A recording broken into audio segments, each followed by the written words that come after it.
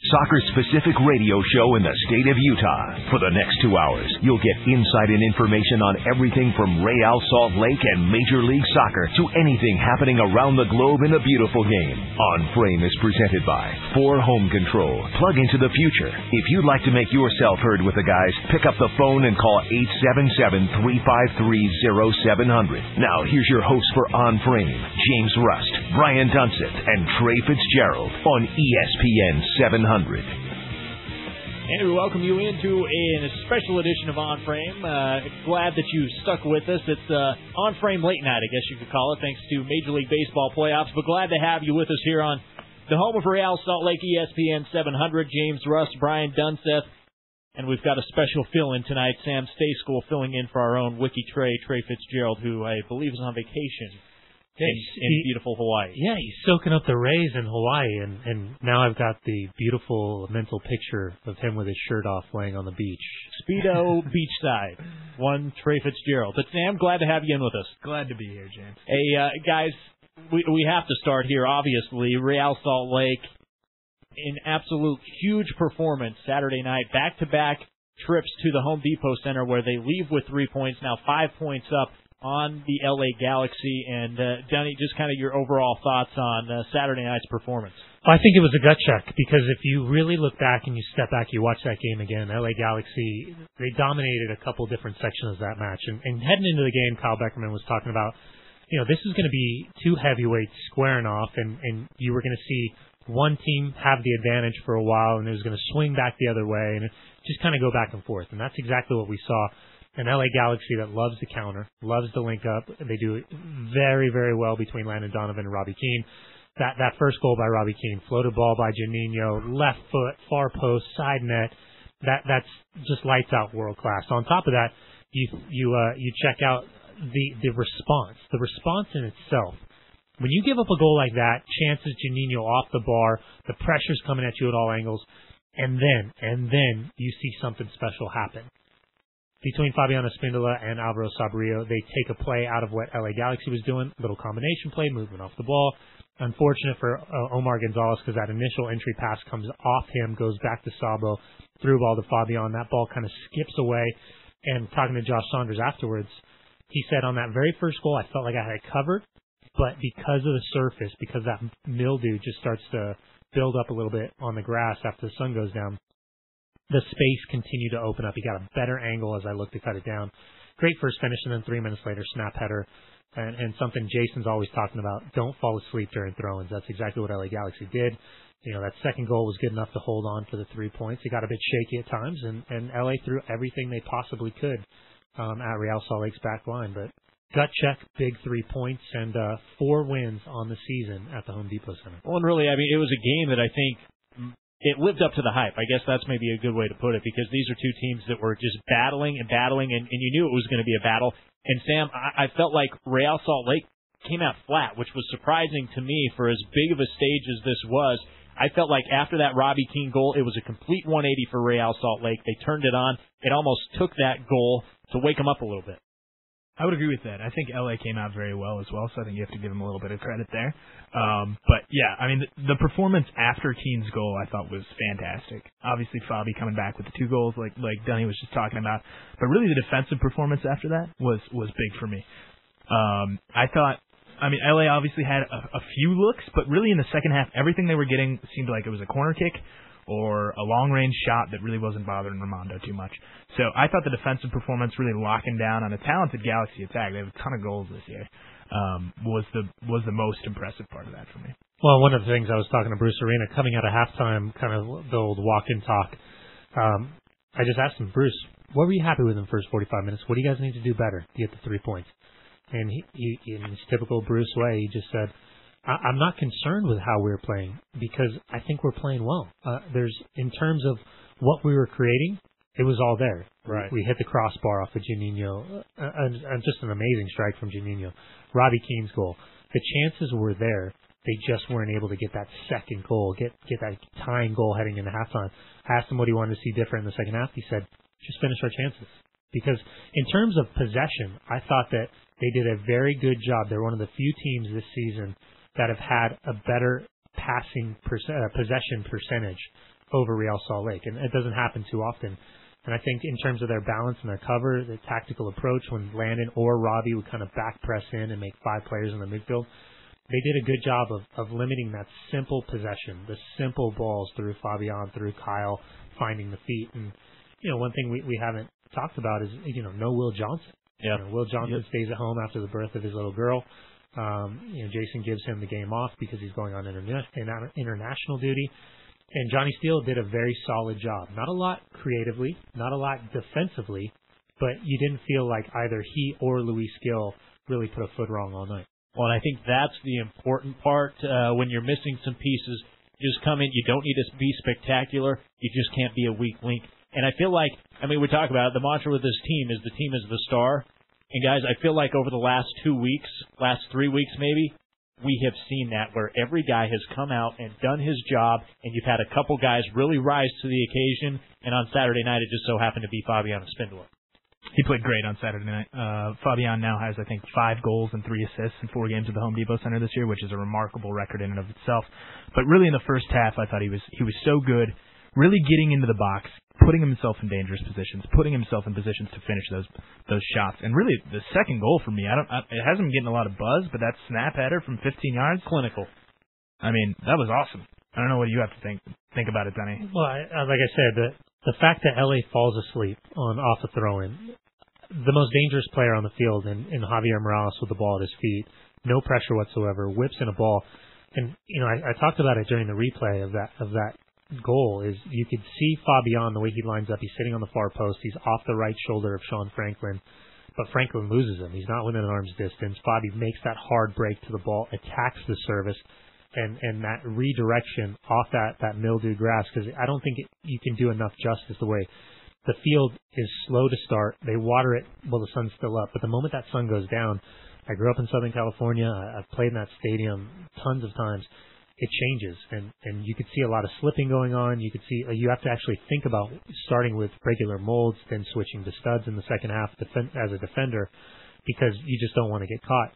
And for Fabian, that snap header skips it off the turf. There's nothing Saunders can do as he lays out, 6'5", still can't touch it. And it was a phenomenal goal. And for everything that we've been talking about Fabian over the last 3 months, is he motivated? Is there something going on? Is he too emotional? Is a player that loves to play with fire? Are he and Jason getting along? Why is he not traveling to Philadelphia? What's going on? How is Paolo starting in front of him? He's back. Regardless of everything that was going on, he's back. 2 goals, 3 assists in the last 2 games. We were talking about who's going to score when Sabo's not there. Well, Sabo gets 3. Paolo Jr. gets a goal against Chivas. Fabian has 3 assists. Against LA Galaxy, 2 goals, 2 brilliant goals. And now you're looking at Sabo going on international duty. You have a must-win situation in CONCACAF Champions League. You're going to beat in Seattle with no Sabo. And now you have a player that you can say, okay, losing Sabo hurts.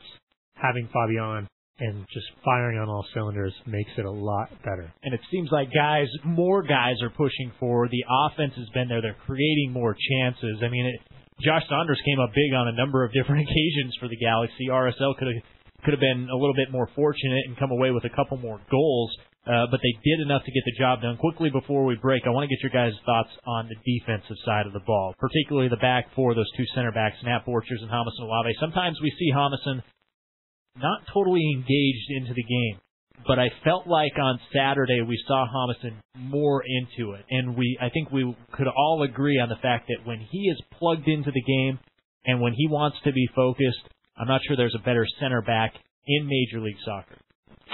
Yeah, spot on, James. And I hit on this a little bit earlier with the defensive performance, but having Jamison back and having him play at the level that he did on Saturday night really gives me a lot of confidence going into these huge games at Seattle, against Herediano, against Vancouver, and then into the playoffs.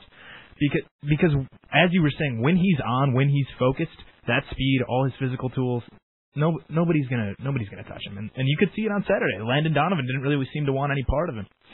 Well, the hardest thing for being as big, as strong, as fast, just as much of a beast as Jamison is that you know your physical matchups, you can get away with certain things. And for Jamison, when he's going up against a Freddie Montero, if he's going up against a Dominic Oduro, those type of players where technically he knows he has to stay on. From a speed perspective, he knows he has to get in good spots. If he's not facing that, can you imagine being better than everybody else? And I think psychologically you pull off a little absolutely. bit. Because, if you're that next level defender, you're probably sitting in a Champions League team at this point. And that's no disrespect to Amundsen whatsoever. But he has tools that no one else in this league has as a defender, as a center back. And when he's on, he's on. And when he's off, unfortunately, he's off. Right. And there's not a lot of gray area. But he has the recovery ability that very, very few in Major League Soccer have ever had. It's not just Nat and Homison and Nick. A lot of credit, I think, has to go to Wingert and Beltran in terms of their balance, tucking in, covering the shoulder. For Tony in particular, I think he did a great job multiple times covering the back right shoulder of a center back. And Ramondo, in terms of his game management, his connection, his communication, he was, once again, very, very solid. Just the fact that, I feel like late in the game when you knew the Galaxy were going to be pushing forward, they were going to be throwing everything forward, trying to at least level things up, if not get a couple goals and get the 3 points, I felt like RSL, and it wasn't necessarily a bunker-in job because RSL was still controlling the ball, getting the ball forward, but to not really allow the Galaxy to create any scary chances. I didn't feel like Nick Ramondo was tested to any extreme late in the game when you thought the Galaxy would really be pushing forward. That's credit to, as you just mentioned, all those guys on the back four, but the midfield, even guys like Fabian Espindal and Alvaro Sabarillo sucking back as well. So that's the performance I think that Jason Kreis is looking for. We've got to hop out to a quick break. You're tuned into On Frame. James Rust, Brian Dunseth, and Sam Stejskal with you here on ESPN 700. Coming up on the other side, Kurt Larson. He's with the Toronto Sun. We'll talk some MLS with Kurt. Also, as we mentioned just a few minutes ago, Will Johnson off for international duty with Canada. We'll get some insight there from Kurt. Coming up a little bit later, we'll catch up with Tony Beltran of Real Salt Lake and Jonah Freedman. He's the managing editor of MLSsoccer.com. So a lot coming up here on ESPN 700. On Frame. Back with more next. In my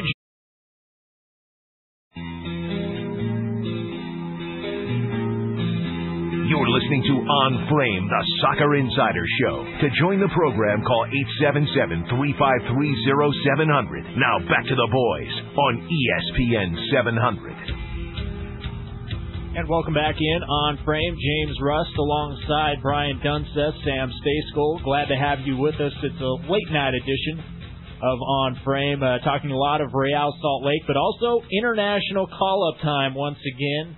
FIFA World Cup qualifiers coming up, and Real Salt Lake, one of those MLS teams that is majorly affected by this, and we'll kind of get into it a little bit more as we roll on. But right now, we welcome in our first guest of the night, Kurt Larson. He writes for the Toronto Sun, covering the Canadian International, as well as obviously Toronto. We'll talk some MLS play with him as well. But Kurt, we appreciate you making time for us. How are you? Good. How's it going, guys? It's going well. I wanted to start with you with Will Johnson. Obviously, our RSL's own. Here's the local team here in Salt Lake City as Canada getting ready to go up against Honduras and Cuba. Just talk about the importance or kind of Will Johnson's role, if you will, with this Canadian international team. Well, it'll be no secret to anybody in Salt Lake that his kind of tireless work rate in the midfield, kind of getting box to box. He's capable of scoring, but he's also, a real key element in that midfield for Canada, breaking up plays and really just raising the energy level of the team. I mean, if you watch the game down in Panama where Canada went down there and lost 2-0, they were without him, of course, because of yellow card accumulation. And the midfield was just all out of sorts, and it forced Stephen Hart to kind of rearrange his midfield back into a 4-4-2 and kind of got his taxes wrong there. And I think bringing Will back into the side for this game against Cuba on Friday is going to lift the team, and it's going to provide a big boost in that middle. Kurt, Sam Stejskal here. Obviously, a couple of huge games for Canada if they want to advance to the hexagonal coming up. First against Cuba, as you mentioned, and then down in Honduras. No D-Row this time around for Canada, obviously out with the injury. What do you think needs to happen, I guess, for Canada to score some goals, get through, get some points, and hopefully for you guys advance to the hexagonal? Well, I mean, if you look at the first four games, you kind of look at they've only come away with 2 goals scored. But it hasn't been for a lack of chances. We even talked with Stephen Hart about that in the last conference call, what are you going to do to make up for the absence of Dayro and of course, his ability to get forward. And he said, well, look, if we've hit the post, we're good on set pieces. It's just a matter of the goals going in. So while they'll miss Dayro, I don't think it's been for a lack of chances they haven't been scoring. And as long as the back line continues to play how it did through the first 3 games, I think they'll be okay. What are the expectations of this team? I mean, you guys are at home against Cuba. Panama plays host to Honduras, and then Panama ends at Cuba. Honduras hosting Canada. Is this group good enough to make it to the next round?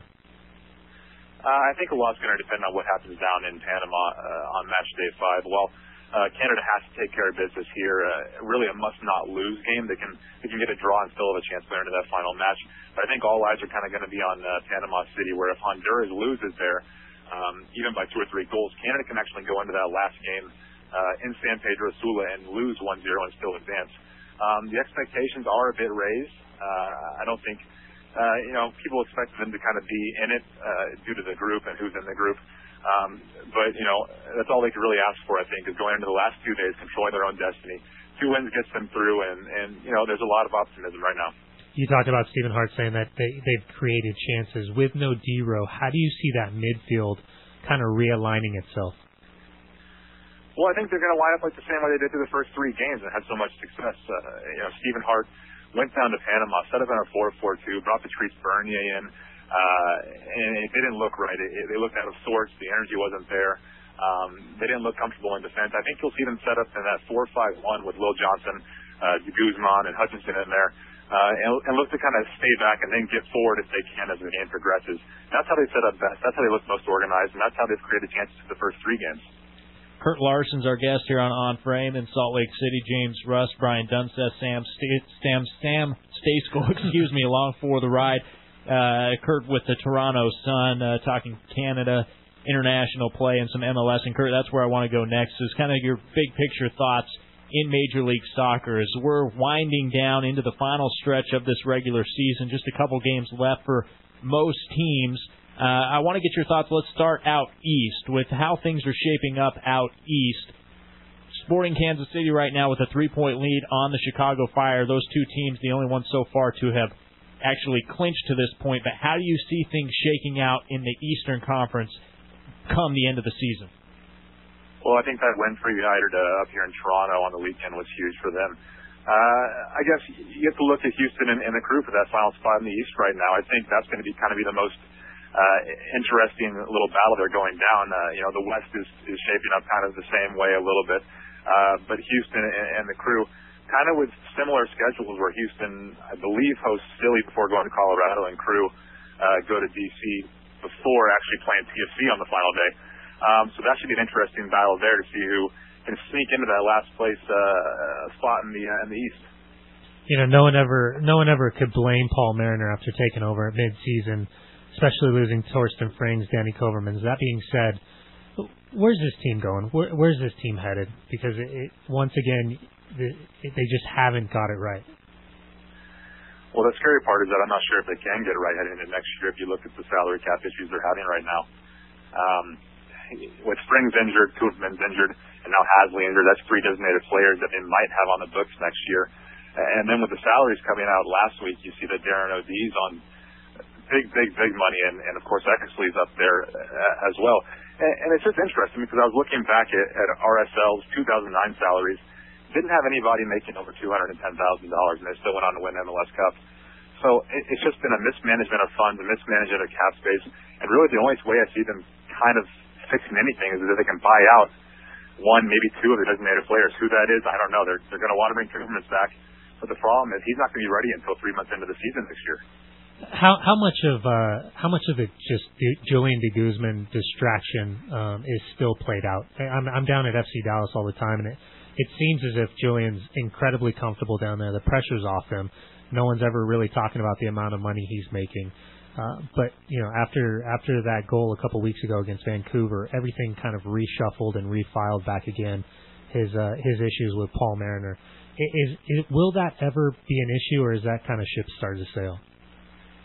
I think the ship started to sail. I mean, I've questioned Mariner and the front office on the latest kind of allegations, remarks from de Guzman, and They kind of played them off, saying that they weren't true, of course. But then I get a call from Julian's agent. He's asking me a lot of stuff about what Paul Mariner said about him, and it was really just as soon as Mariner came in, it didn't seem like that Mariner that Guzman was his type of player. And why should FC Dallas be kind of talking about his salary? I mean, TFC's paying it, right? Yeah, that's the assumption down there from what everyone's been saying publicly. Kurt, want to kind of hit on that same vein. Obviously, Julian de Guzman isn't the only player to leave Toronto incredibly disgruntled. Why do you think that is, both going back into the Aaron Vincer regime and now under Paul Mariner, where guys leave town and they really don't have anything good to say? I mean, it's not from a lack of professionalism in the front office. I mean, I have nothing but good things to say about the organization. They treat the players well. I mean, just ask Derek Cassidy what they did for him when they brought him into Vancouver. They've done everything for him. He's very happy here, but I think it's just kind of the upheaval, the constant, coaching changes, and the constant inability to bring in players and quality players to play around the quality players you have. Very few of them, be it, but it's just, the roller coaster ride that it is. People can't wait to get out of here, and then it seems like when they do get out of here, they go on to be like Alan Gordon or whatever, where they're getting U.S. national team call-ups, and guys like Sam Cronin who are fitting in out in San Jose, and kind of the list is endless, actually. Mid-season, the Luis Silva arrest and the subsequent kind of breakdown, finding out about his father and going public, that's always something that never really goes over well in the public with everything going wrong. That being said, it seems as if Luis is really, not only done incredibly well for a young player in his first season, but he's put it behind him. What are the hopes surrounding him in terms of what he could potentially do over the next couple of years? Well, I think you're right. I think he's been one of the bright spots kind of coming into this season, and he's a real versatile player. He's the kind of guy that TFC's been missing for a long time, ever since Amada Guevara left, where he can kind of sit in that space beneath the Coovermans or beneath the Ryan Johnson and dictate play. He's capable of scoring, and he's also capable of chasing on the defensive end. But it kind of also gave us a little hope going forward up here that maybe the draft is a way to kind of improve this team slowly year over year. As long as they can keep drafting these kind of players and keep them, maybe that's one way to improve this team. Because like I said, with the salary cap the way it is and the way they're up against it right now, it might be one of the only chances they have to improve year over year for the next 2 or 3 years. When you're looking at both the Eastern and the Western Conference, and we see it come down to the last couple of games, what are some of the big storylines that you're seeing up there in terms of just this final run-up and as we start to see the shuffling of those first 5 places kind of lay out? Well, I mean, I think up here people have a close eye on Vancouver right now. Are they going to get in? It looks like they're probably going to get in as long as they can get a result against, I believe it's Portland. Portland at home. I believe if they can get a result there, they're going to be in. So that's kind of the first thing. But I also think people are looking at San Jose and Chris Wondolowski, and if he can approach that record, if Frank Gallup will even let him. But another interesting thing is that I came across today was that San Jose, despite how good they've been this year, they've trailed in 15 games this year, which is pretty remarkable, seeing as they're going to win the Supporters Shield. So going forward, it's going to see if San Jose can kind of keep that momentum and go into the playoffs and earn an MLS Cup. I think them playing at home possibly might help them through that, even though they've trailed so many times.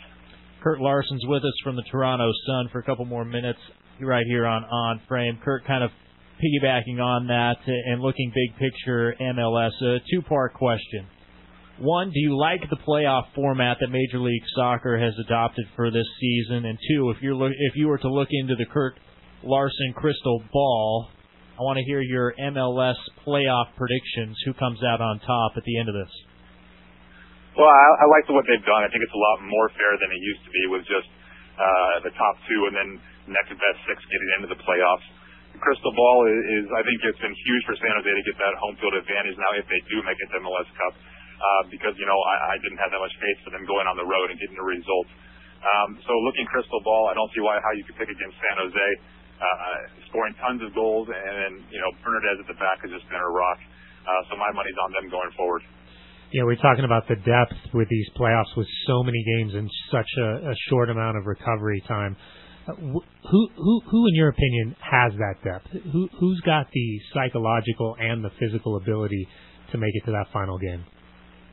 Well, I think if you look in the East, I think Kansas City's shown, that they have it. I mean, they're going to have to get over another bump now with Espinoza out for as much as 4 weeks. They've lost Teal Bunbury already. They've had some issues at the back as well. So I think they've shown the kind of resolve going forward and the kind of depth it's going to take to, be the East's participant in that final.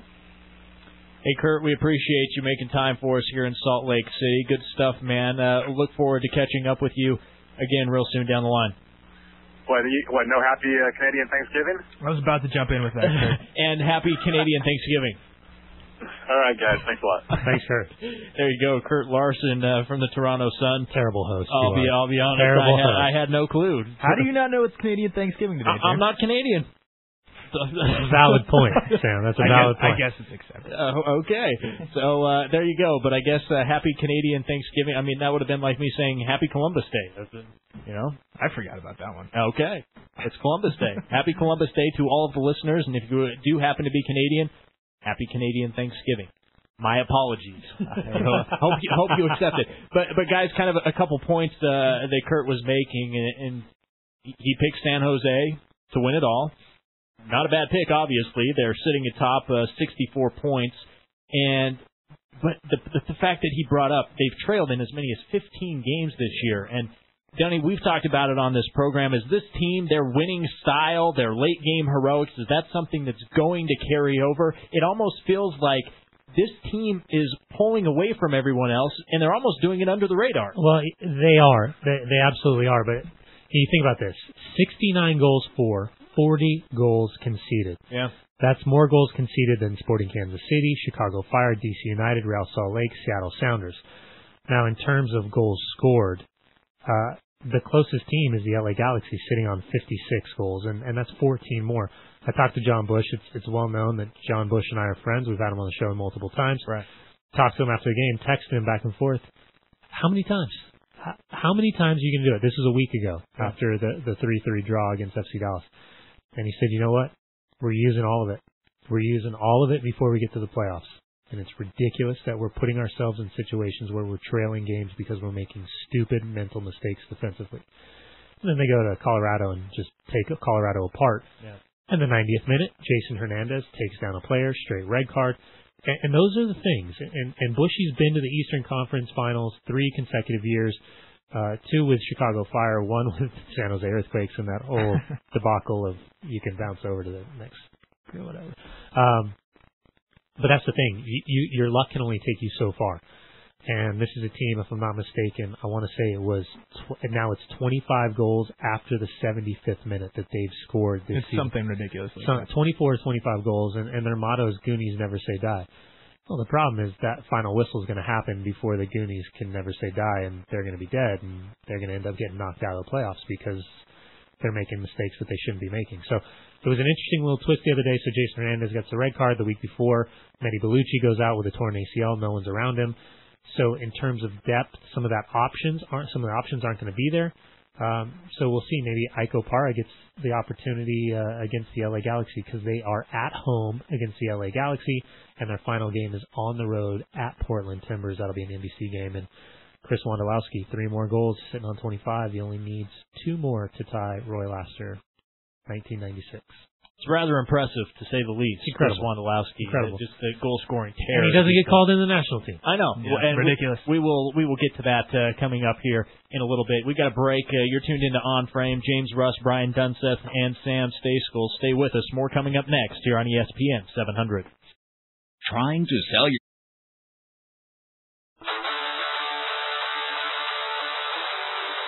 Back to more soccer conversation on Frame, here on your home of RSL, ESPN 700.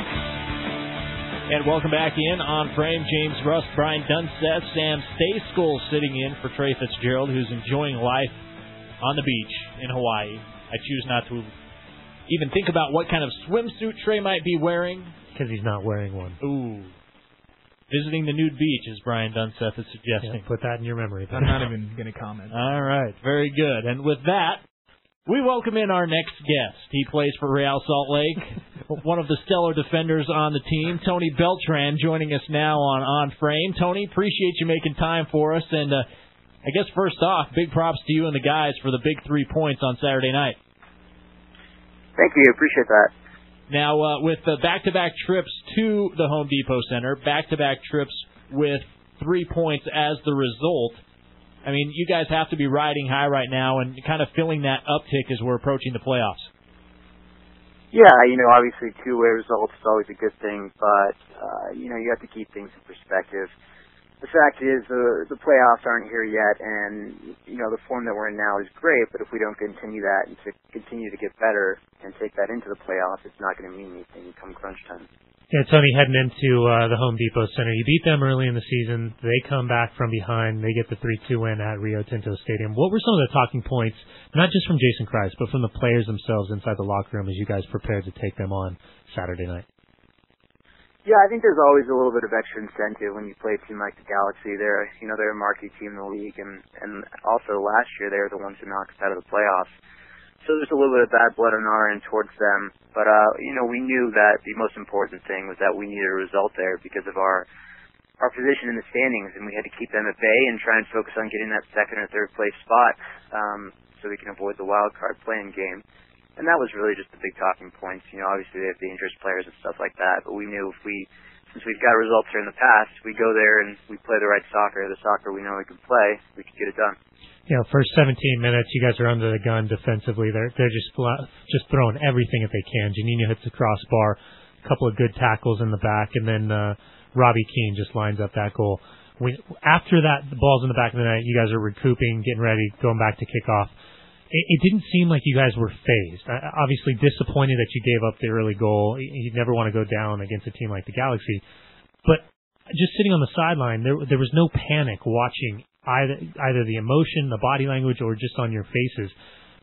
When you guys respond the way you do, 2 goals in 11 minutes following an opening goal like that from Keane, what does that say, not about just the team itself, but the psychological element that goes on within this group of players? I think it says a great deal. The fact that you're right, that we were under it considerably for those first 17 minutes, and that culminated in a fantastic strike by Robbie Keane. But the thing to do then wasn't to panic because, if that happens, then we put ourselves in an even worse position. We just had to continue to play our game, continue to focus on the things that we know get us success. And, it's a fantastic response by the boys, getting those 2 goals back-to-back. Great finishes by Fabian. I think it shows a lot about the mentality of this team, the belief we have in each other. Even though things don't certainly always go our way, we know that if we stick together, we can accomplish anything in the end. Tony, obviously Saturday's result moved you guys to 4-0-0 at the Home Depot Center this year. What do you attribute that to, and how comfortable are you guys playing down there? Wow, that's a pretty impressive record. I didn't realize that. It's a good big-sized field, and I think we play, on big fields like that, we play good soccer because we can move the ball around and, we can expose teams in their weak areas. And I just think, like we said, we've gotten results here in the past, and so we know we can go there and we can play and we can get wins and we can get ties. And, that bodes well going into the playoffs because most likely, we'll end up seeing LA again in the postseason. For the past couple of games, everyone in the media, not the team, has been saying, well, a bit of questions been asked. Who's going to score? If Saba's on this incredible tear this season, not only in Major League Soccer but CONCACAF Champions League, where are these goals going to come from if he dries up? How nice is it to see a guy like Fabian, who is very emotional, very streaky, has his ups and downs like a lot of players, but he just physically shows that sometimes. How good is it to see a player like him giving his all, coming off a 3-assist performance a week before, get 2 goals through the run of play, and just look incredibly dangerous for the amount of time he's on the field? Yeah, it's quite comforting. Saba's done very well for us this year. I think our record's pretty outstanding when he scores. We tend to win games and get results. So, obviously concerned that, we want goals to come from other places. We don't just want to entirely rely on Fabricio, but, I've seen it in training the last couple weeks, and as a matter of fact, all year. I mean, Fabian's a fantastic player. We all know how gifted he is, how emotionally how emotional he is during the games, and that he gives it all. And even though he went through a little bit of dry spell, I think everybody in the team has complete confidence in him that when we need goals from other people, when Sal isn't there, we know he can step up. We know Paul Jr. can step up. We have a lot of very, very talented attacking players in this team. So even though Sal has scored a lot of our goals, and that's been the trend, I think if he misses the Seattle game because of international duty and then the CONCACAF next game, I think you'll see some goals coming from other places. Real Salt Lake defender Tony Beltran with us here on Frame. James Rust, Brian Dunseth, and Sam Stayskool. Tony, when you're looking at these last couple games, and you talked about an international window and the game in Seattle and then at home against Vancouver, what are some of the things that you guys feel like you need to do better and just look to tighten up as we head into the home and away and basically the knockout version of the MLS season? I think, Jason actually touched on it in the locker room after the Galaxy game. It's great that we're playing good soccer and we're getting results right now, but the fact is, we need to be a little bit better. We know we can be a little bit better, and if we're going to do do what we want to do in the playoffs, then we need to work on those things and continue to improve, and can't just, take solace in the fact that we're getting results right now. So we'll use this 10-day break between our next game, and I think, we'll get our fitness level up to its highest peak, and we'll become sharper in areas where we've been exposed, and just continue to do the intangibles that Jason instills in us. I think if we rely on all the stuff that's got success in the past, these are players. There's players on this team that have been in big game situations, that have done it before. So once we put ourselves there in the playoffs, I think we'll be fine. Tony, I know you're a person that doesn't like to talk about your own individual performances. You'd rather talk about the team itself and, your back unit. But for you this year, no Robbie Russell, right back position's been yours. You played more minutes, more games than you've ever played as a professional soccer player. What has been some of the adjustments that you've had to make, not only on the field, but off the field, physically and psychological? There's been quite a few.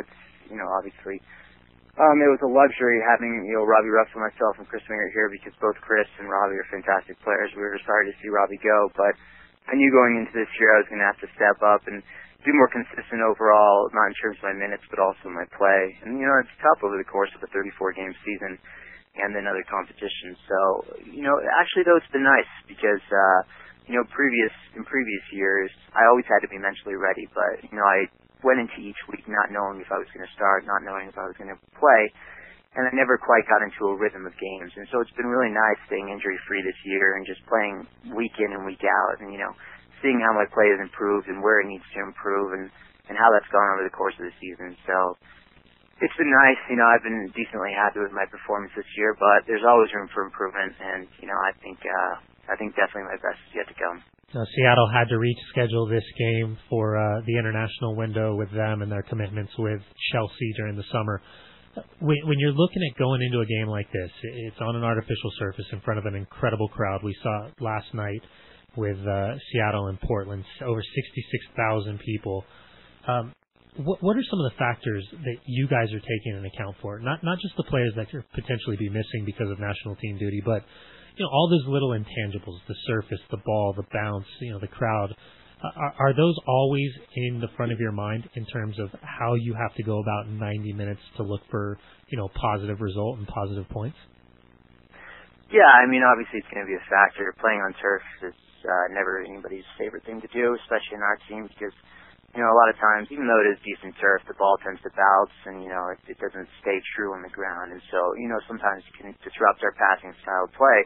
And I think we especially saw that last year when we played Seattle in the away leg of the playoffs, where it was a very rainy night and we were pretty much defending the whole time because, we couldn't really get the ball under control and couldn't get into a rhythm. So, we'll obviously keep that in mind. I'm sure Jay will have us train on turf, somewhere around here in Salt Lake one of these days, leading up to the game to get used to it a little bit. But, even though there's going to be different playing surface, I think that, again, we just need to do what has got us success and just focus on ourselves, not so much our opponent. Because when we play good soccer, when we play the soccer that we know we can play, we get results. Tony, I know you're a student of the game. Take off the jersey, put on the fan hat. When you're looking around Major League Soccer, Which team has impressed you, and more importantly, which players, both offensively and defensively, have been the guys that you've had your eye on all season long? Well, the easy answer to that is Wondolowski. I mean, this guy just loves scoring goals. He's pretty incredible, and I think he's, if I'm right, I think he's 1 goal away from breaking the regular. He's on 25. Record. Two away right now. 2 away.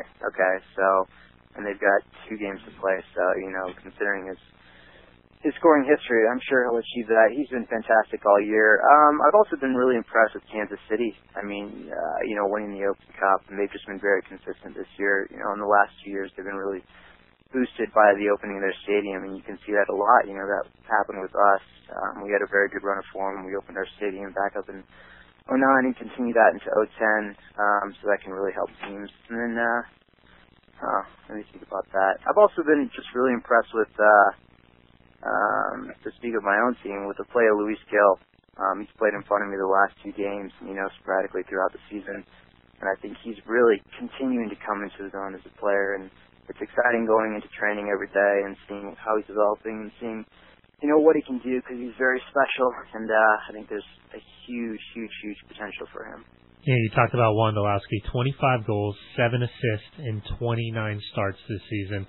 From the outside looking in, we're all watching, and it's incredible how not only he creates his chances, but the fact that his chances, a majority of them are on frame. He forces a keeper to make a save, or the ball finds the back of the net.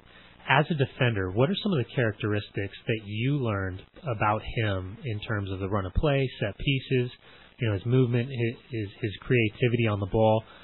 What are those little things that maybe the common fan doesn't get to see, but you're seeing them at game speed? I think probably the biggest thing is his positioning. He's not the fastest guy, but like you said, he always puts himself in good spots, and the ball always seems to find his foot, and then he puts it on frame. So he's just a guy that you always have to be constantly aware of your spacing, where he is on the field, because the ball can find his feet at a moment's notice, and then it's in the back of the net. So with playing against him, you just have to, you always have to stay completely mentally in tune. But you just have to have that extra awareness, because Wanda's lurking around there, and, you can find the back of the net at a moment's notice.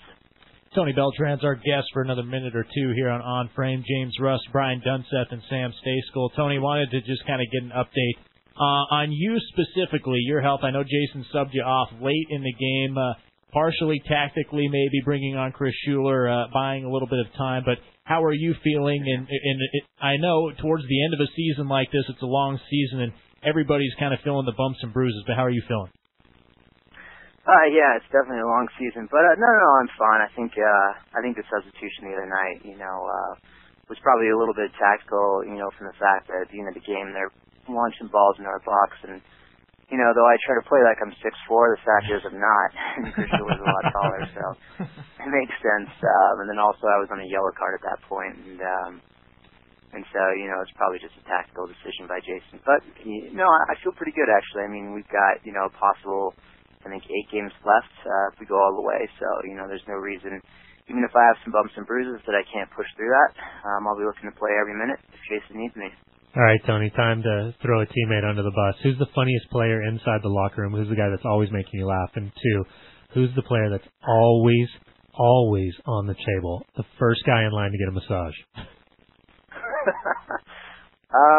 Let's see. Well, the funniest guy in the locker room, we've got a lot of comedians in the locker room. Raimondo's got a very quick wit, but actually I think Beckerman's pretty funny. I sit right next to him, and he's always throwing wisecracks around, especially with a lot of our foreigners and the way they dress. He's always throwing people under the bus, so that's pretty funny. So I'm going to have to give a nod to the captain. But and as far as the training table goes, it's definitely Mr. Nat Borchers, the king of the massage table. I'd have to set my alarm to about 3 a.m. to get to training early enough to beat him to the massage table. So, yeah, he takes a take on that one. All that yoga, and he's still on the table? Yeah, absolutely. Well, I mean, yeah, he takes good care of himself. He's a good pro, so I try to follow in his footsteps. The player insights that you only get right here on Frame. Hey, Tony, we appreciate you making time for us. Enjoy a few days off, and best of luck to you and the guys when you head to Seattle. Yeah, cheers, man. Thank you. Thanks, Tony. Appreciate it. There you go, RSL defender Tony Beltran, and you just got to ask the question. No, that's all, absolutely. James. You got to ask the questions. That's how you find out things like this. Absolutely, and for the most part, most guys they're willing to tell. I'll tell you another one he didn't say. Ned Grabavoy, one of the funniest guys. Oh, that is very funny. Oh my gosh. All right, we're going to wrap things up for hour number one, but coming up here in a little bit, we're going to catch up with Jonah Freedman, managing editor of MLSsoccer.com. You're tuned in to On Frame, James Rust, Brian Dunseth, and Sam Stejskal right here on ESPN 700. Guys, if you're looking...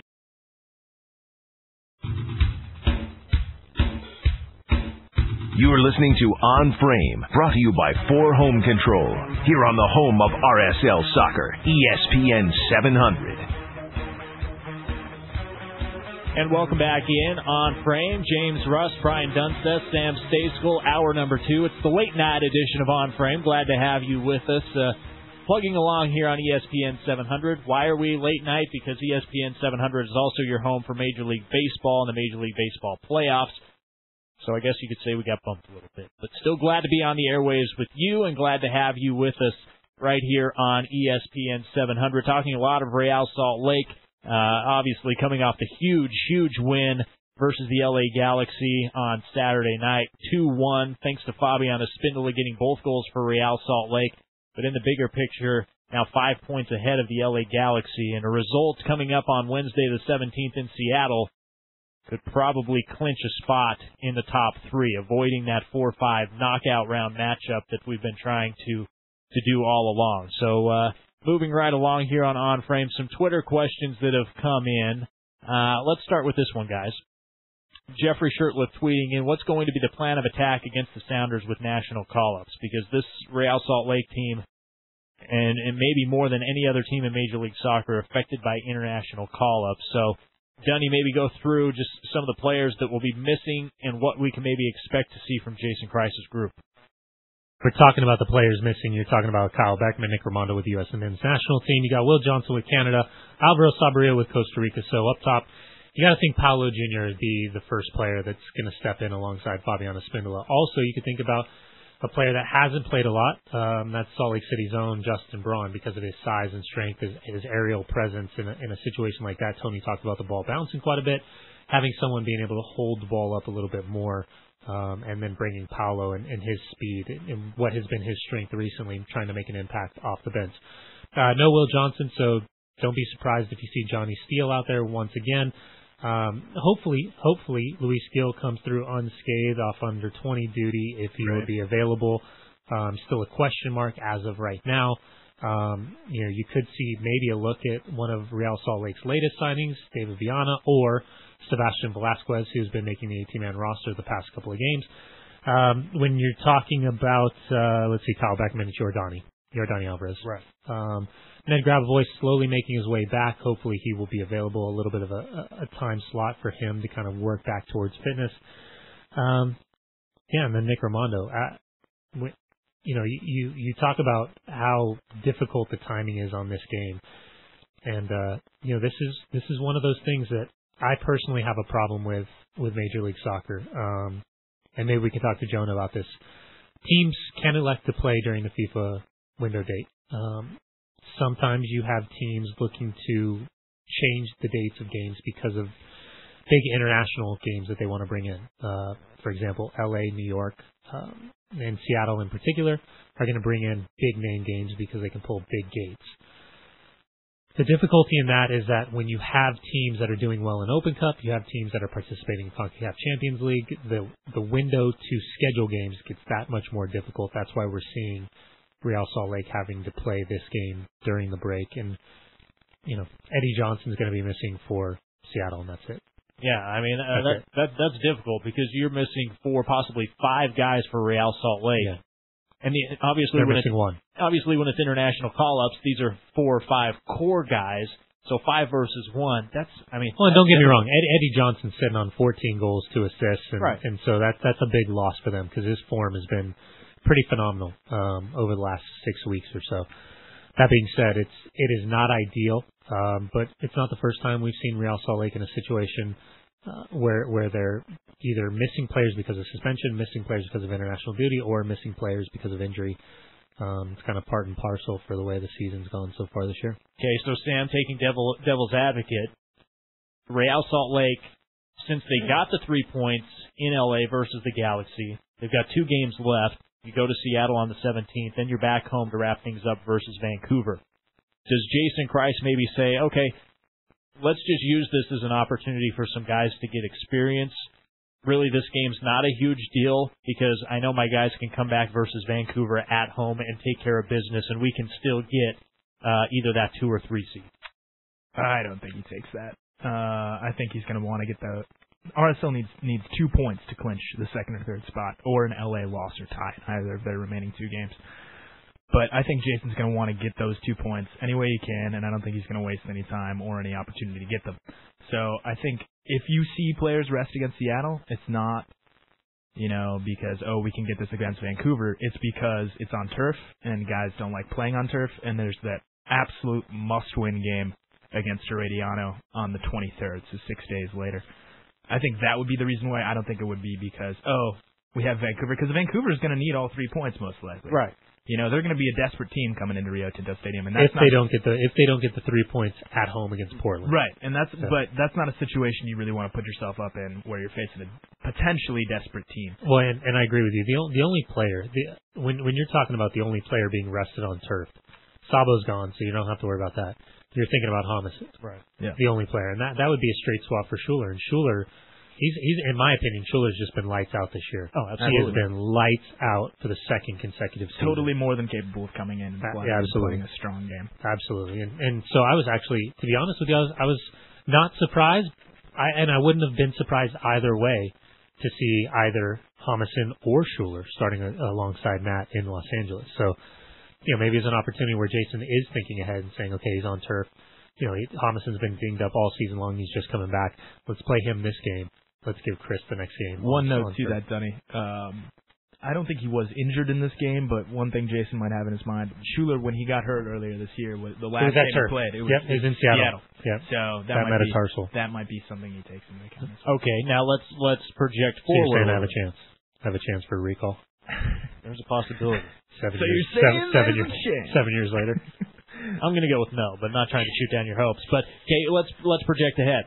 Say Real Salt Lake's able to go to Seattle, get some sort of result, a draw, because I think if you can go and draw, come away with a point, that's an absolutely successful road trip. Looking ahead, say they've got 2 or 3 locked up going into Vancouver. Is there any reason why Jason Kreis might rest some players versus Vancouver, because you are coming off the heels of a Herediano? It's such a risky situation, and I understand where you're going with it, and I absolutely agree with the question, but the problem when you do something like that is you just never know how players are going to react, and that's one thing that Jason's always been talking about throughout his time as head coach at Real Salt Lake is every time they get a break, they just don't come out as sharp as they were before.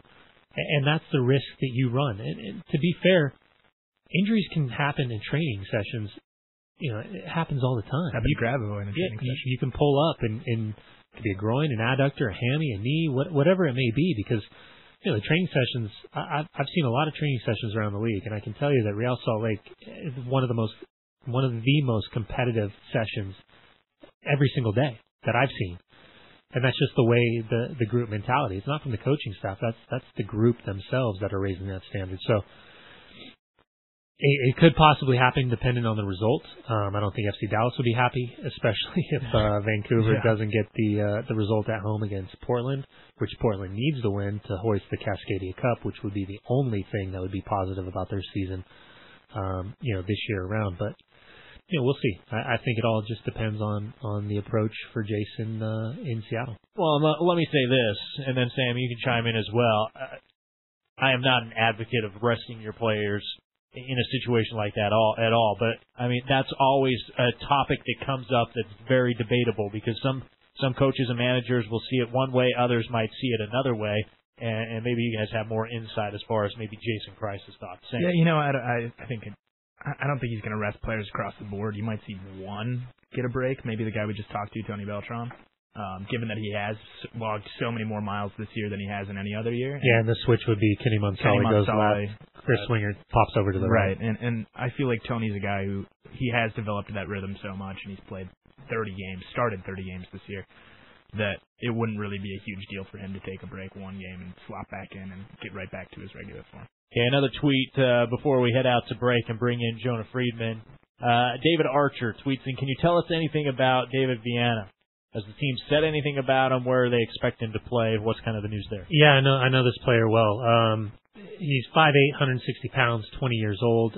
He was in the Strasbourg setup. He's French-Portuguese. He represented Portugal under 17s, under 18s, under 19s. Spent last season with Atletico Madrid's reserve team. They offered him a new contract. They wanted to keep him around, but he wanted to play. The opportunity to get games. He came here to the United States with the expectation that he could get significant minutes, hone his game, get better, get stronger, and then that opportunity to go back overseas will always be there. But for a young player, you don't always see this type of commitment. When he came over here on trial, he joined the team in Houston. They were setting up for a reserve game the next day. They canceled that reserve game, so he flew directly from Lisbon to Houston, watched that game that night. The next day, flies back to Salt Lake. They're off 2 training sessions. They were off Saturday and Sunday. Monday, he flies to Kansas City. They play the game Tuesday, the reserve league action. He played, I want to say, just over 80 minutes. Yeah, so just over 80 minutes. The next day, actually day after that, I was out there doing an NBC game, and I asked Sporting Kansas City about him, and they said he was just lights out. Lights out. You could see that as an attacking player, can play anywhere in the midfield, primarily an attacking player, has a physical build similar to Javi. Kid can dance, he can pass, great vision, and it's been a little bit of a debacle trying to get his paperwork right. He had to fly back to Portugal, get everything sorted, and now he's back in the U.S. He's completely legally and registered-wise with Major League Soccer. He's eligible to play. And I would expect him to immediately be a part of the 18-man roster, depending on his performances in training, which I've seen a few. He looked very, very sharp, looked very comfortable, and this is a player that's a multi-year contract, so not a lot of time to break into the quote-unquote starting 11 right now, but he will be a player that you will absolutely want to keep your eye on. Echoing what Dunny just said there, I see him in training every single day, and he really is a talented kid. He certainly fits in right with the style. He's very technical, can pass, can see the pass, which is really the more important thing. And I think he's going to be one to watch, not necessarily for this year, given that we're coming down the stretch run, and it does take a little bit of time to integrate players into the system. But where you will see him Wednesday, America First Field reserve game against Houston. Yeah. So get down there. If any fans are interested in coming out, the game kicks at 11 a.m. And just to put it in quick perspective, English, Spanish, Italian, and German clubs were all chasing him. Lots of top teams wanted this guy. And he had spent some significant time in England at a couple different clubs. Financially couldn't come to an agreement because he just, it's got to be right, and the team's got to be right.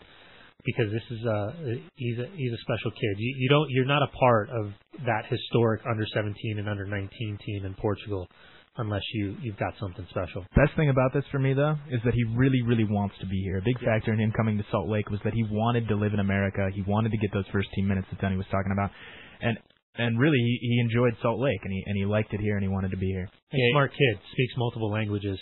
You want these type of young kids. No, this is intriguing. So a couple more things on him before we break. So contract structure, multiple years. Yep. Yeah. Correct. And as far as playing, you mentioned he's Javier-like, so top of the diamond, that attacking midfield position. And also play out wide. I would liken him to Luis. Exactly. Okay, and that was my next question. Yes. So much like a Luis Gil, maybe a guy who could play Javier up top, and you got Luis and then David on both wings. You could bring him in as a substitute, pop him into anywhere in that 3 midfield in front of Kyle. And you can also play him as almost a withdrawn, sometimes how we see Javi just sitting off the shoulder of Sabria. So I'm telling you, I've known about this kid for a while. My best friend is his agent. This kid, he's got it. He's got it. So David Viana, an addition to Real Salt Lake, and you said 20 years old. 20 years old. A chance. So Real Salt Lake, an attempt to get a little bit younger, and that's the hard thing with these young kids in Major League Soccer. How long are they going to be around before some of the bigger? Yeah. Well, and like I said, he flew from Lisbon to Houston to play in 2 reserve games. Yeah. One gets canceled. He flies to Salt Lake, spends 2 days without touching the ball, so essentially 5 days without touching the ball. And a lot of time in the air. Kansas City, and then he gets his feet underneath him and goes 80 minutes, and they sign him after 1 game. So that speaks volumes. We know how Real Salt Lake looks at players, and you see players come and go and taking a look, and it's not a revolving door. They're very particular in terms of who they bring to this club to take a look at. For them to sign him that quick, that says something that Garth Lagerwey liked him, the players liked him, that the coaching staff saw something in him that you get it done quick. So an exciting pickup for Real Salt Lake. Obviously, we'll kind of have to wait and let this thing mature out and see how it pans out. But based on what Dunny and Sam were able to share with you there, a bright future for this kid, and hopefully a long future. We'll see how long it actually is right here with Real Salt Lake. You're tuned into On Frame. James Rust, Brian Dunseth, Sam Stejskal. We're going to hop out to a quick break. On the other side, we catch up with the managing editor of MLSsoccer.com. Jonah Freedman joins us next right here on ESPN 700. Geico said.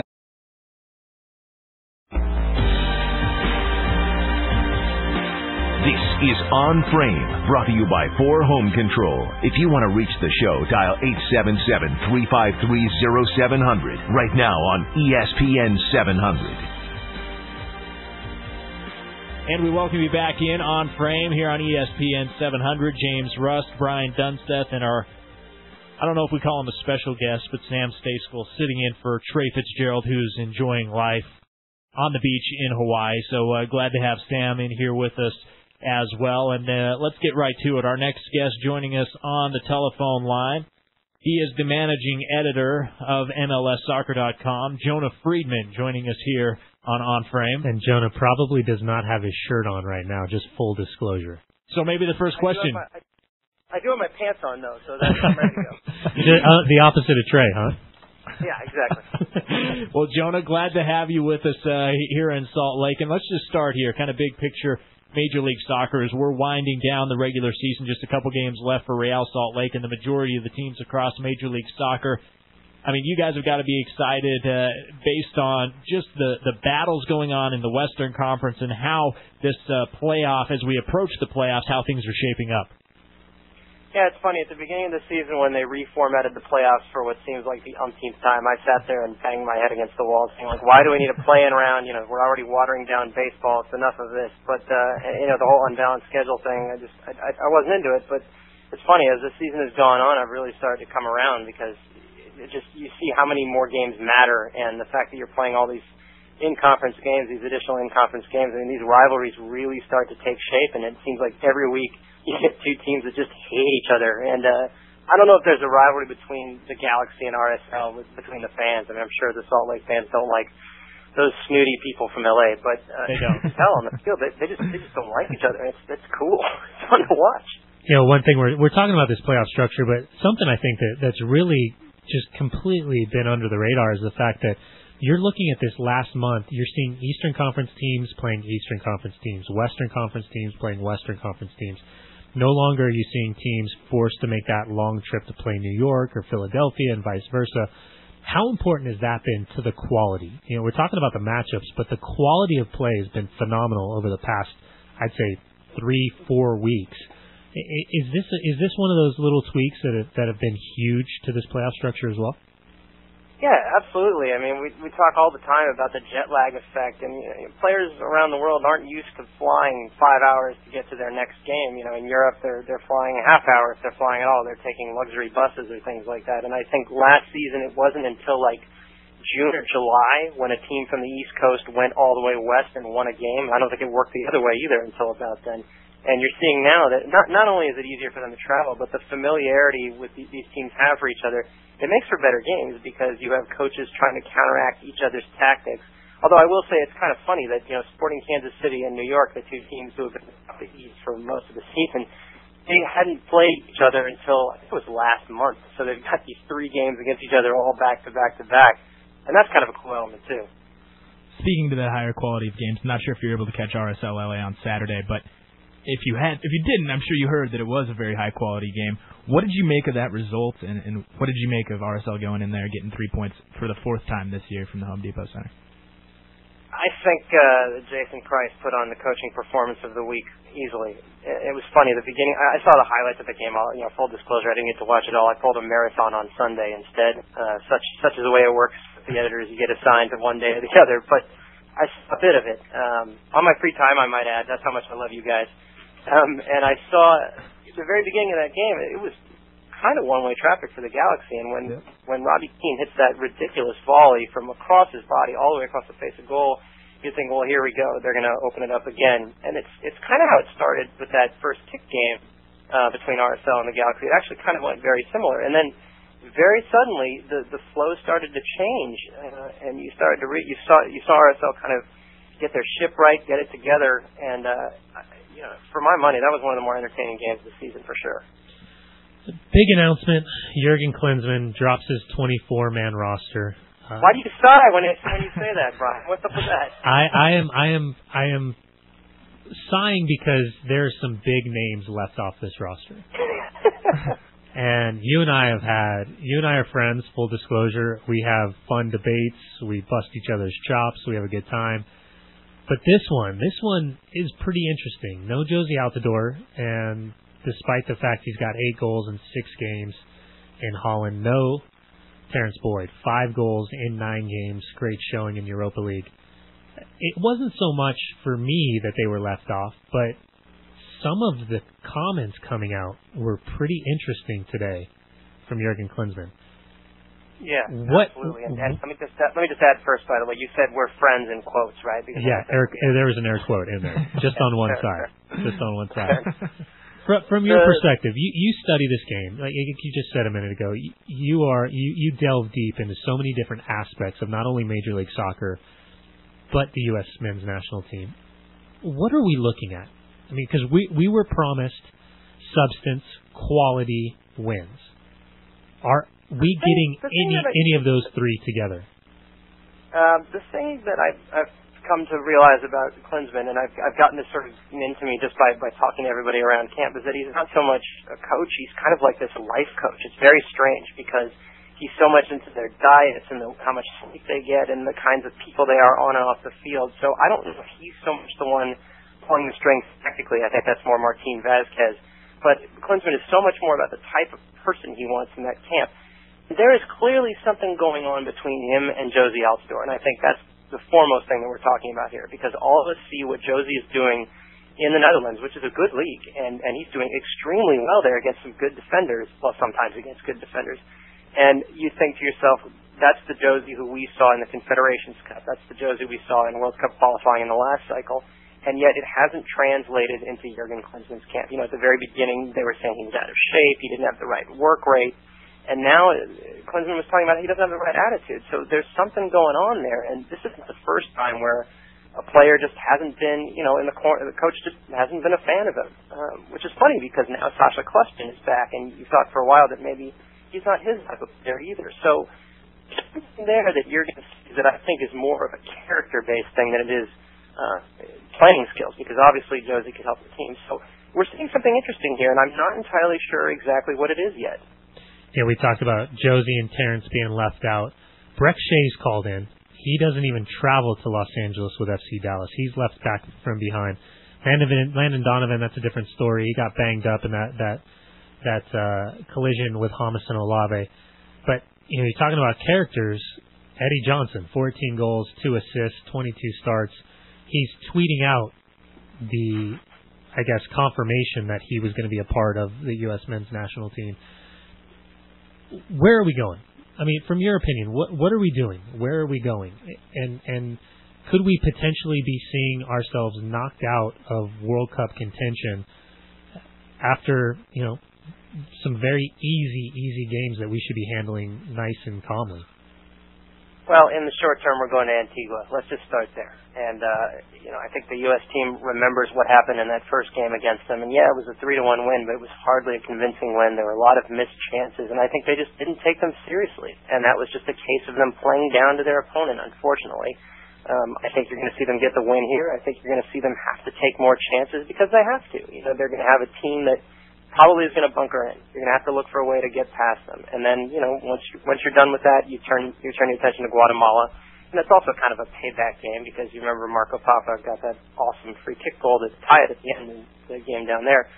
And I hate cliches. I hate cliches, but you got to take this one game at a time because it almost seems like you're getting a different performance from this team game by game. And that's something that just drives me crazy because when Klinsmann came in, he talked about all these philosophies of how he wants the team to play, beautiful, attractive, this, that, and the other. And you have yet to see a consistent performance one game to the next from Jurgen Klinsmann. But I got news for you guys. Do you remember a consistent 2-game performance under Bob Bradley? Do you remember one under Bruce Arena? It didn't happen very often. It's just not what happens in this country. So, that's kind of what you have to settle for right now. Alan Gordon, 13 goals, 7 assists in 13 starts, 23 appearances. You talked about teams bunkering in and sitting back. There's your size and strength from an aerial perspective. But Chris Wondolowski, we talked about him left off. Chris Wondolowski has 59 goals in 3 seasons. If Chris Wondolowski isn't an American, how many millions of dollars are we talking about in his back pocket right now? He's part Cherokee, isn't he? That's Native American, so he's got that. If we could put a national team together of Native Americans, I think it'd be pretty cool. But it's funny with Wando because he's gotten into camp and he trains the way he always trains. He's very serious. He's a very hard worker, and it just hasn't translated to that level yet. And I think for him at this point, he hasn't gotten the minutes either. But I think some of it is mental. I think there's something about the international game that changes. When you come in there, it's a different type of opponent. The speed of the game is. Wando just keeps doing what he's doing. He looks for seams. He works his tail off the ball, and that's what he does. But it just hasn't translated yet. So I think until he gets that first goal, until he starts, feeling like he's got that game, it's hard to see him helping the team. And I can't believe I'm saying that because I watch this guy in MLS every week, and no one can stop him. They put men on him, he loses them every game, no matter how much you prepare for him, and yet they just can't stop him. So I more than anybody am rooting for Wando to get in there and do well at the national team level. But I got to agree with you. If you want somebody to get in there and help unlock a defense that's going to bunker like Antigua's probably going to do, Alan Gordon's your guy. He has the most goals per minute in MLS over the last 2 seasons. Will Wando go down in history as the Taylor Twellman, the Jason Christ, the Jeff Cunningham of the 2010 to 2015 seasons? I was having this exact conversation today. Yeah, it's looking that way. He's one of these guys who's just so dominant in MLS, but just hasn't gotten that opportunity. He's gotten the opportunity, but just hasn't been able to get the momentum to translate it to the international game. But I'll tell you, if that's the club he ends up in with those guys, it's not so bad. If Wando, Wando's going to break last year's goal-scoring record. And I think he is? I'm stoked. I'm stoked because I have that final game for NBC in Portland, so he's going to do it there. It's going to be a great atmosphere. I can already feel it. Will Chris Wondolowski earn $1 million and finally become a designated player in the year 2013? Well, you don't have to earn $1 million to be a designated player. We know that. You have to make, 400 or so? Just below that. I'm not talking those. I'm not talking those cheap DPs. I'm talking the real stuff. The real stuff. Federico Higuain is the cheap DP, huh? Henri money. Right. Yeah, not the unintentional DPs. I'm talking about the real DPs. $1 million is a DP, at least. I think I may be an unintentional DP somewhere in the world. I have to do some more traveling. You're so shady. I love it. I am. That's how I roll. Will he get a contract bump for the 3rd consecutive year? Yes, I think he'll get a contract bump, and I think that's because he's negotiated with that team in earnest. It's like he's never forced the issue with them. He just keeps doing what he's doing. And don't forget, he was making like a developmental contract as recently as 3 years ago. So he's clearly showed that he's worth the money, and the Earthquakes have opened the wallet a little bit every time. But at this point, he's no longer just the best player on the team. He is the best player in the league. He's going to be the MVP. For my money, he's the MVP. And no one has scored more goals in the past 3 seasons in MLS than he has. So Yeah, he's going to get a raise. He's his own agent, which is kind of cool. He's going to get a raise. Is he going to get $1 million? The San Jose Earthquakes, this iteration of them, they've never spent that much on any player, so I would be very surprised. Now, Jonah, just go back and think, if there was no reserve league action, Chris Wondolowski would have never had a chance to stay in Major League Soccer. He could have got a loan to the Tampa Bay Rowdies or something, though, right? I don't think they were around back then. 05? Let's see, the Seattle Sounders. Can you imagine that? There he is. Speaking of those Seattle Sounders, got a big RSL game coming up at CenturyLink Field, week and a half or so, 2 weeks. Yeah, 2 weeks from now. What do you think? Obviously, it's a little bit of a ways off, but with how Seattle's playing, obviously having won 3-0 against Portland last night, and with how RSL's playing, and with that being such a big game, how do you see it unfolding? It's going to be a tricky one because it's literally the day after the international window ends, so you're going to have all these guys flying back. I don't know who's going to play. You figure that Sabo is going to play for Costa Rica, so there's no way he's going to. I don't know if he's even going to dress for this game. It depends how fast the plane is. And to me, that's problematic because I'm looking back at the last 10 goals RSL has scored, and between him and Fabi, they've got 7 out of 10 gogoals. Fabi will be there. He will be there, but not that it's bad to be over-reliant on 2 players, but I haven't seen anybody step up to score goals for this team on a consistent basis for the last 3-4 months. And that could be a problem against a team like Seattle. Like, it's funny, we talk about all the time how their defense looks penetrable. They don't look that great, but they're one of the best in MLS statistically, which is strange. But somebody's got to score goals, and I think the international window is just going to play a funny trick on this game because both teams are going to have guys just coming back. So it's not going to be an entirely full-strength game. But I'll tell you, man, look, this is Seattle's chance to really make a statement and get up with RSL. And if they do, they own that first picker, and then all of a sudden you've got Seattle in second place. And that's definitely not what RSL wants, especially with a playoff rematch looming with those guys. That's trouble. Jonah, we've been talking about for a long, long time in Major League Soccer since the beginning, ratings, television ratings, and we saw an unbelievable show put on by Seattle, and that crowd it was just phenomenal. Kind of switching gears, we're trying to grow the game the right way, and what I think some fans don't understand when they're talking about salaries from players, that a lot of it's TV. When you get those big television contracts, that's where you can have money to spend on players and to pay players the right way. That being said, how important was the development of MLSsoccer.com in terms of having a connection with a fan base that, in my opinion, is an incredibly educated fan base because they're forced to find out the information because it's not fed to them on a daily basis through ESPN, NBC, all the regular channels. Now we have a group that's actively trying to find it. How important was it for Major League Soccer to create MLSsoccer.com and go about it the way that you guys have? Because it's a dynamite website. You guys have done such a great job developing it over the last couple of years.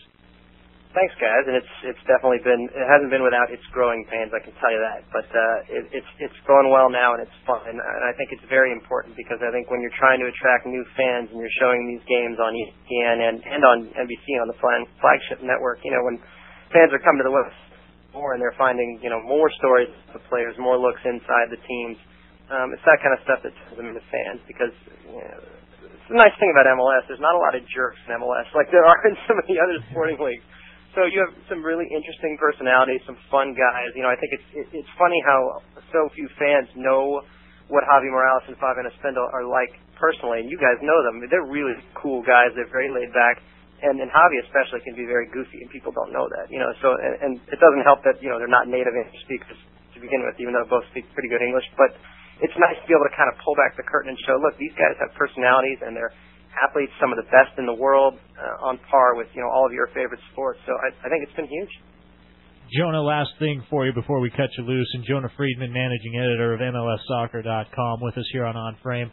One question regarding the website, and this is maybe just a personal thing with me, but the standings, they update as the games are in progress going on as far as point value, points for teams and things during the game as if the game had ended. Just some reasoning behind the structure of the standings portion of the website. That actually happened a few months ago, and it caught some people off guard. But ESPN does that with their site these days. You've got that live table going on. I think that's very important these days, especially. Yeah, it can be confusing at times, but when you have a playoff picture that's literally changing by the minute, and you've got 10 teams vying for these spots, it's kind of cool to see where a team would be if the game ended. So for a while, for instance, when the Galaxy were up on RSL, and you saw them jumping over RSL in the standings, and you're thinking, okay, well, this is what would happen if we lose this game. And then all of a sudden, tie it up, and you see the standings go back again, and then they take the lead, and you're like, all right, now things are a little clearer. So I think it's helpful to kind of see where teams end up. We just like to keep you guessing. That's pretty much it. Fair enough. Hey, Jonah, we appreciate you making time for us. Shirt on, shirt off doesn't make a difference to us here on the radio. But really appreciate it, and look forward to catching up with you again real soon. Thanks, guys. I'm going to go put some clothes on now. Appreciate it. Thank you, Jonah. Appreciate it, brother. There you go. Jonah Freedman, managing editor of MLSsoccer.com, doing the shirtless interview with us here on Frame on ESPN 700. We've got to hop out to a quick break, but coming up on the other side, we'll wrap up maybe a few thoughts from Jonah and look at some big picture things, the international call-ups regarding Real Salt Lake, and we'll do that all next right here on ESPN 700.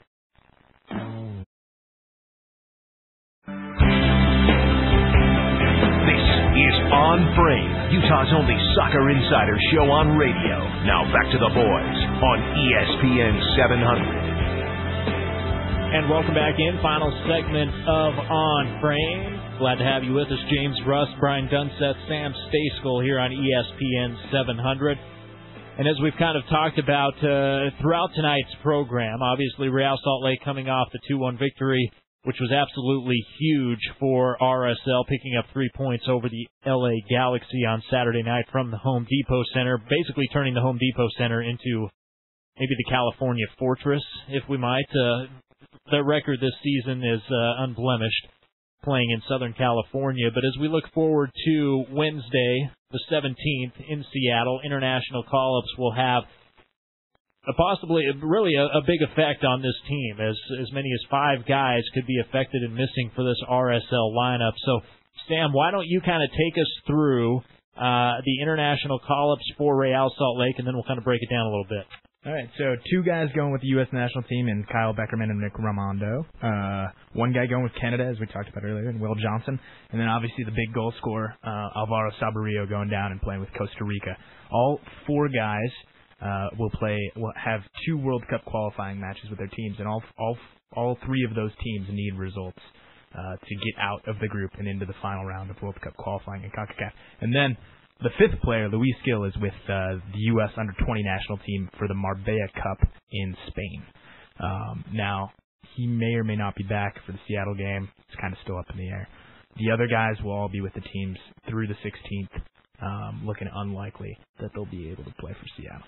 And the majority of these guys, Dunny, I mean, with Nick Raimondo, maybe not so much. When you got a guy like Timmy Howard in front of you, it makes it difficult to get on the pitch. But with the exception of Nick Raimondo, these are all guys who, a very good possibility, they don't only play, but play a lot of minutes. Well, for a fact, you're going to see Sabo and Will Johnson start both those games. Right. For Will Johnson, he's at home against Cuba and then at Honduras. Panama hosts Honduras when Canada is playing Cuba. Depending on how that result goes, it could be favorable that it'll just be a draws needed for Canada on the road in Honduras. In terms of Sabo, he is leading qualifiers right now in terms of goals scored. They are at El Salvador and then home versus Guyana. El Salvador has to go to Mexico. It's going to be tricky. If they can get 3 points in El Salvador, essentially they would find themselves in an opportunity to clinch, knowing that the easiest game is going to be at home in Costa Rica against Guyana. That's when Sabo had the hat trick. Now, when you talk about Nick Raimondo, it's going to be difficult. Brad Guzan and Timmy Howard both in camp as well. Brad Guzan is now a starter with Aston Villa. Obviously, Timmy Howard is Timmy Howard with Everton. But for Kyle Beckerman, he started at Jamaica, did not play at home against Jamaica and Columbus. And things got a little bit more convoluted in the midfield. Michael Bradley's back from injury. He scored the second goal against Atalante at the weekend. Joe Corona is called back in from Club Tijuana. who's been playing very, very well. Tijuana is now top of the table or in second place as of right now. Jermaine Jones, Sasha Kleshton, Breck Shea, Danny Williams, Graham Zusi. 6 midfielders, 4 spots. But Maurice Adu was also called in. Right now he's being listed as a defender. And then Landon Donovan and Clint Dempsey can both drop into the midfield. So in terms of minutes, it's going to be very difficult. I would have said Kyle Beckerman's going to be a starter, and you're going to see him start both games. But after the changes we saw in Columbus last time around, that 1-0 win at home against Jamaica, I think things are a little bit more up in the air, and we'll see in terms of that first game at Antigua and Barbuda. If Jurgen kind of reformats and looks the way he did at home in Columbus against Jamaica, or if he looks a little bit more like he was at Jamaica with Kyle sitting in front of that back four.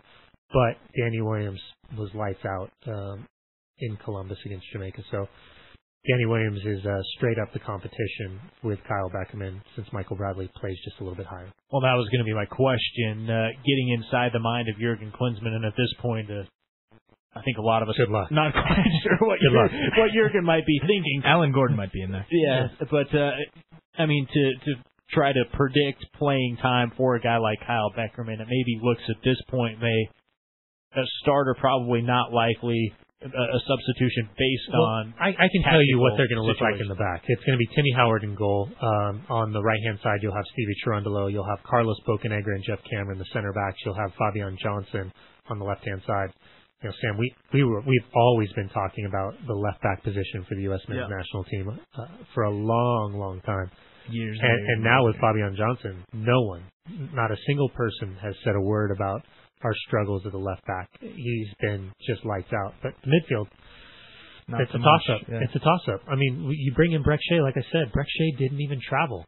He didn't even leave Dallas, and they were at Chivas, and they were in the hotel before Real Salt Lake got to the hotel in Los Angeles. The way Clint Dempsey's been playing, he displaced Sigurdsson at Tottenham. He's been the starter both in Europa and in EPL play. Hercules Gomez scored again at the weekend. Alan Gordon and Eddie Johnson are coming from Major League Soccer. Landon Donovan, we'll see where his knee's at. But I mean, if you're looking kind of what we saw in Columbus against Jamaica, I would say that as of right now, Danny Williams will be the holding midfielder.